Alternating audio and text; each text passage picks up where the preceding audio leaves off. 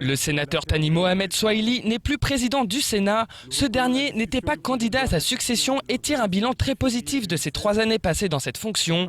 Il est fier d'avoir été le premier Mahorais vice-président de la Chambre haute du Parlement.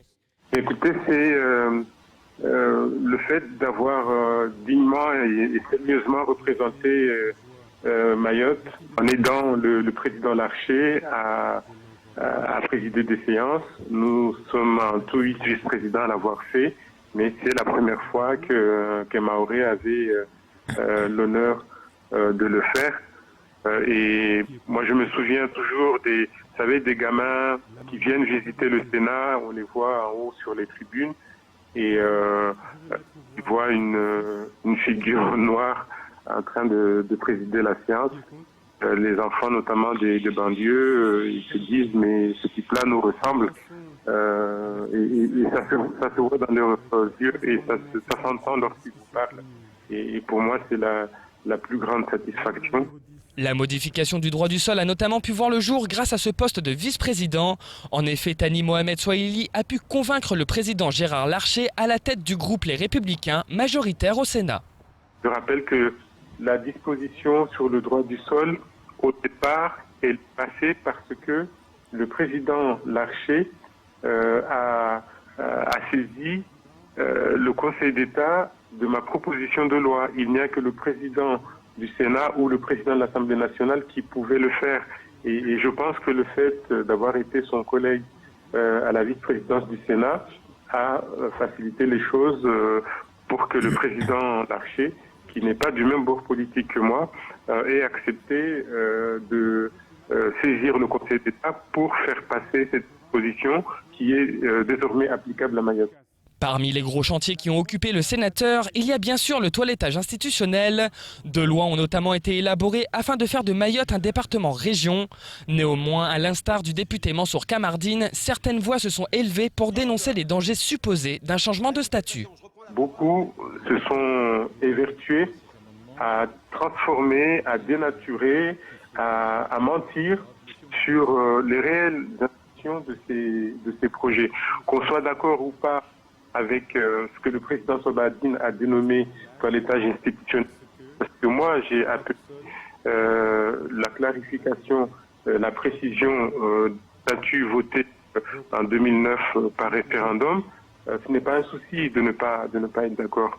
Mais faire exprès de mentir à la population, de dénaturer ce qui était pourtant clair pour embrouiller les gens, ça c'est une lourde responsabilité que certains ont choisi de prendre. Et aujourd'hui, je place à leur tête la responsabilité de ce qu'il y a eu ces embrouilles. En 2019, le sénateur Thani a été classé parmi les sénateurs les plus actifs au sein de la Chambre haute. Reste maintenant à savoir s'il sera à nouveau candidat en 2022 pour représenter l'île aux Lagons au sein des plus hautes instances républicaines. L'idée est de former des bénévoles, des membres de notre association en priorité, c'était l'idée d'origine, mais aussi des membres des acteurs du territoire à la réalisation de clips vidéo. Tout ça pour valoriser l'action de tout le tissu associatif local. Donc arrêtez, si vous voulez, de faire des vidéos un peu à l'arrache avec des téléphones portables de mauvaise qualité. Et l'idée est vraiment d'accompagner des jeunes, quitte à la professionnalisation, pour que très rapidement ils soient en mesure, en capacité de réaliser des clips, on va dire, d'une façon professionnelle. Voilà. On leur apprend un petit peu de technique, on leur apprend la connaissance du matériel, on leur apprend aussi évidemment à réaliser un script, un scénario, et puis après évidemment à tourner dans des conditions agréables, et enfin à monter, être en capacité de monter sur un logiciel professionnel. En fait, il y a toute une approche du métier, de la technique. Il y a aussi une approche des obligations légales, par exemple, des choses auxquelles on ne pense pas, les autorisations de tournage, l'autorisation de pouvoir diffuser le public, notamment quand on a des publics sensibles, difficiles, droit à l'image, au droit à l'image par rapport à la jeunesse.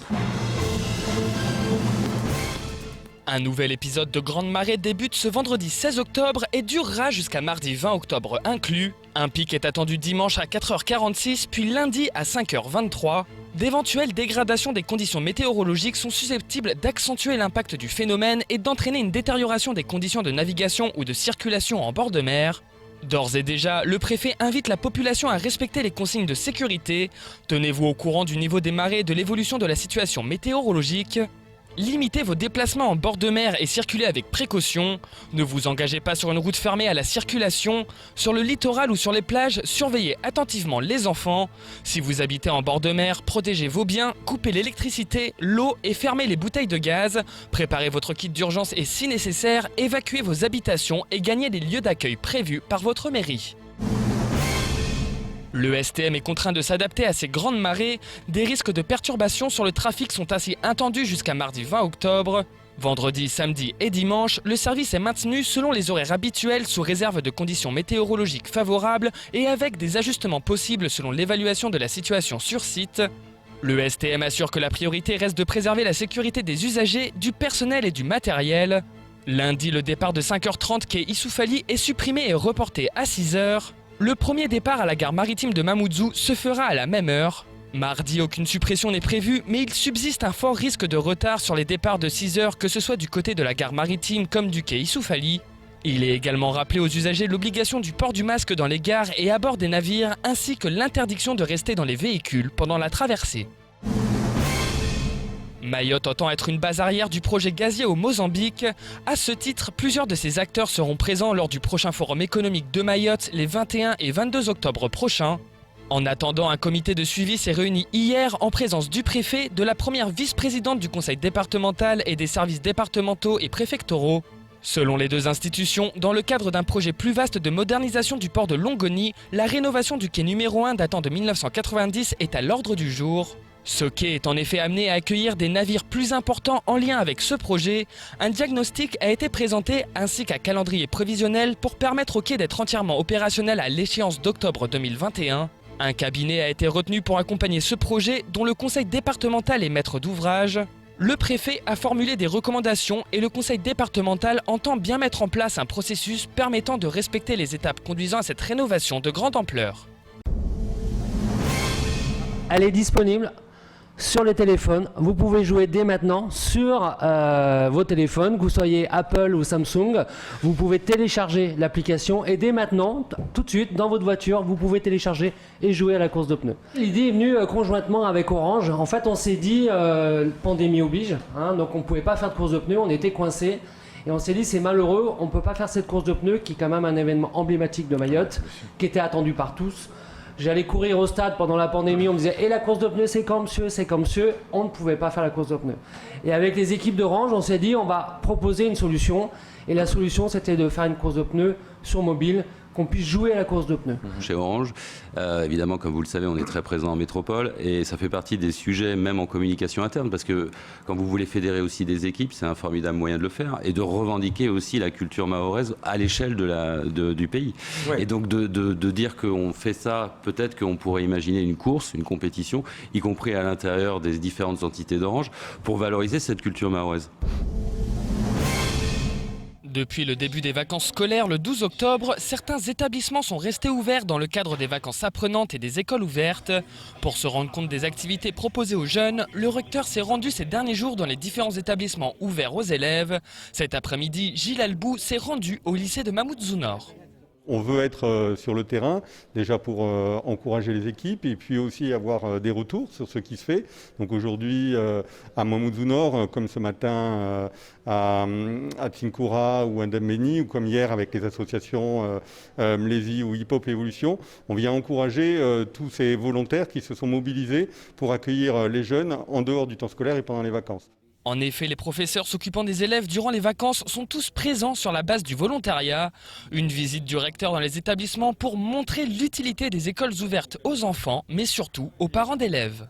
Notre présence ici, elle est nécessaire pour montrer à tous les parents et à tous les enfants qui hésitent encore à venir pendant ces vacances que ces dispositifs sont incroyables et exceptionnels. On a vu des très belles choses autour du théâtre, autour des arts du cirque, pour aussi des activités nautiques. Donc tous les moyens sont mis en œuvre pour que les enfants, pour que les élèves se sentent bien. Et en même temps, évidemment, il y a une dimension apprenante, puisqu'on le sait, ces vacances, elles sont faites aussi, pour certains, pour se remettre au niveau, pour garder le contact avec l'école.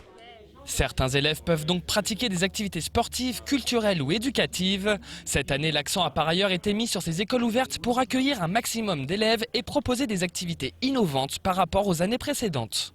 Les arts du cirque, par exemple, qui n'existaient pas, c'est une première. C'est la première fois qu'à Dembéni, on ouvre pendant ces vacances-là. Il y a aussi des activités qui s'amplifient. On avait vu il y a un an le théâtre ici à Mamoudzou Nord. Là maintenant, il est proposé dans le cadre de ces vacances apprenantes. Et c'est aussi quelque chose à souligner. Et puis on voit toutes les activités nautiques autour du kayak, autour de l'apprentissage de la natation. Ça aussi, ce sont quelques nouveautés. Et puis il y a aujourd'hui, et vous allez peut-être le voir, la cuisine moléculaire, où on allie la chimie, la cuisine et puis le plaisir. Des activités qui permettent à ces jeunes de découvrir de nouveaux milieux et pourquoi pas créer chez eux des vocations qu'ils n'auraient pas eues sans ces écoles ouvertes.